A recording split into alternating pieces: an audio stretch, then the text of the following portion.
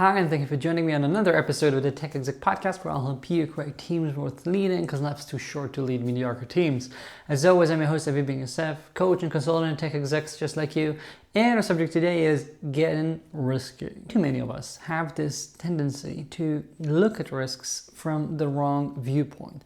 It's the rare leader that I see that by default has a healthy relationship with risks. Some of us default to being too risk averse. Some of us tend to not think about things enough, and essentially everyone I work with needs some adjustment. So in this episode, let's talk quickly about the importance of risks and how we tackle these. Risks are something that we cannot avoid, especially if you're working in tech nowadays. There's always some level of risk involved. Luckily for us, this risk is usually not a mortal risk. It's not something that can actually do anything harmful physically to us. Yeah, maybe the business would suffer, maybe someone will get angry, but at the end of the day, most of the risks we're tackling, luckily for us, are not that risky, okay? You're not out on a barge or something like that. You're sitting in your office in front of a nice computer with probably your too expensive water bottle and stuff like that next to you, and you're just typing away. You're going to be fine. And this is something that I say sanguinely, but I have to say that for me, at times, it wasn't that easy to grasp. When I'm working on projects, when I'm risking other people, I tend to be more risk averse. Like when I'm doing things in the name of a client, when I'm helping a client do something, then I'm more likely to consider, maybe this is putting them too much at risk. Maybe when I'm working with them on, back when I used to work on architecture and we had to think about things like security and regulation, I would be more risk averse than they would be a lot of the times. And I had to realize that risk is not something that we can completely avoid. When I tried to ensure that nothing ever could happen, we ended up moving too slow. Founders, on the other hand, a lot of them tend to be a lot more risk prone. They tend to not think enough about how things might end up. They tend to minimize in their head a lot of the risk, which is what helps them actually start the business. And yet, at times, it comes at the cost of making serious mistakes. And you as a leader, it doesn't matter where you fall, you need to ensure that you're adjusting yourself to the middle, to where it actually makes more sense, to the place that's healthier. And how do we do that? A few things you need to keep in mind. First of all, whenever you're noticing a risk, and it doesn't matter if you're trying to run away from it, if you're just ignoring it, you need to take a second and evaluate what's the actual risk here. What can actually happen? How bad would it be if it were to take place? What can you do to prevent it, your preventive measures? What will you do if it actually takes place? Which are your contingencies?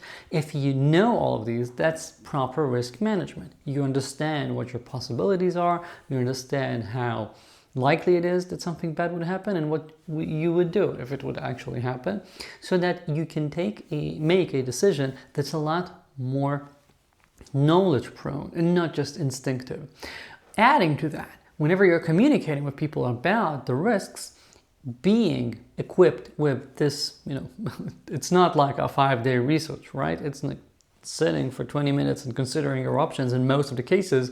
When you have that, you can come to those decision appointments with your peers, with the CEO, whatever, and say, here's how I'm seeing it, here are the risks I'm seeing, here are the plans to avoid or handle it if it happened, and therefore I say, let's do it or let's not, let's wait a week, whatever. You have made the proper prep work to do the actual decision making. When you do that, teams will usually move much faster.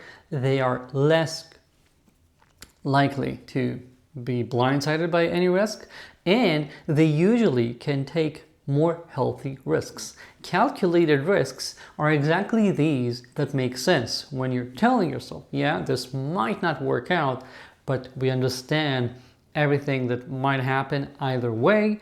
we're prepared and we think that this is a risk that makes sense.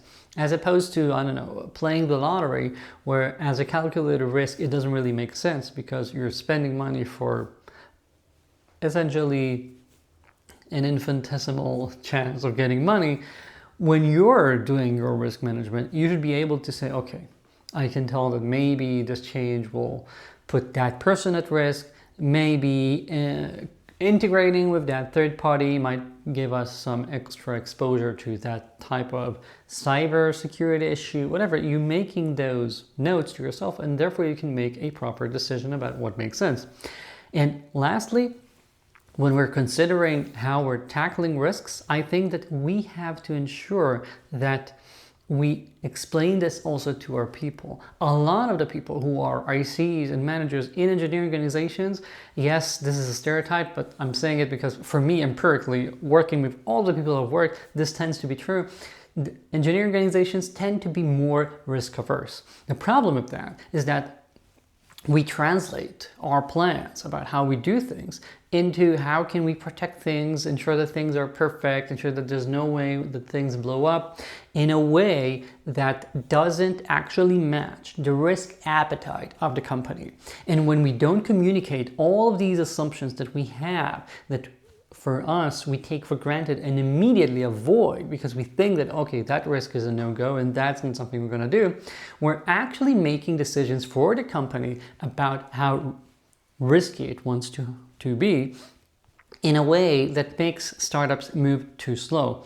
And if instead you can teach your people to voice these concerns, to actually verbalize what the options are when they're making these decisions, when they're immediately knee-jerk reaction, they're just thinking, okay, that's not even a possibility, I'm not even gonna say that we can do that.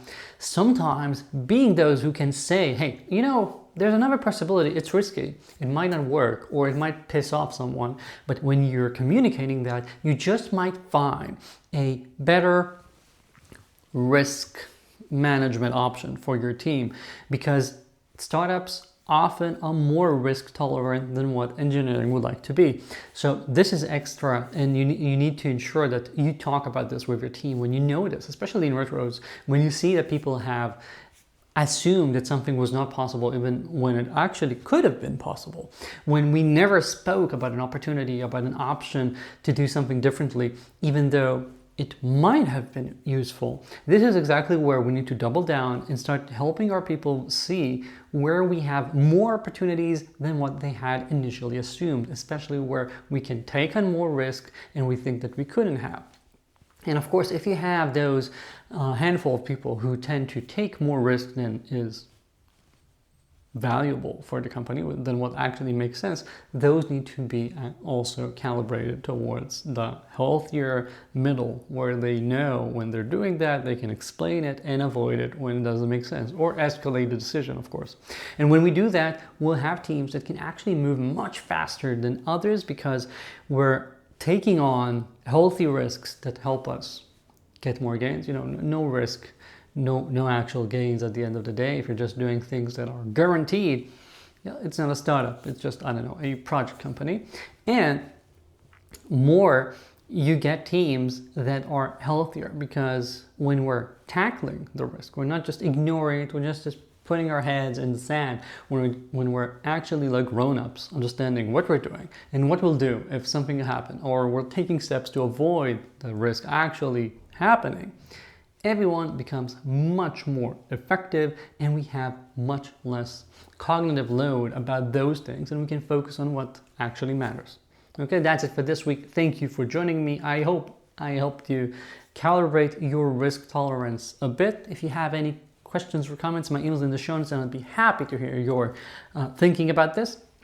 If you haven't yet, do check out my newsletter. It's the best newsletter online for tech execs and the link is in the show notes. And last thing, check out Unplug with Aviv, my new offering, which takes place once a month and you can just join it whenever you want to and leave whenever you want to. But I don't think you're gonna wanna.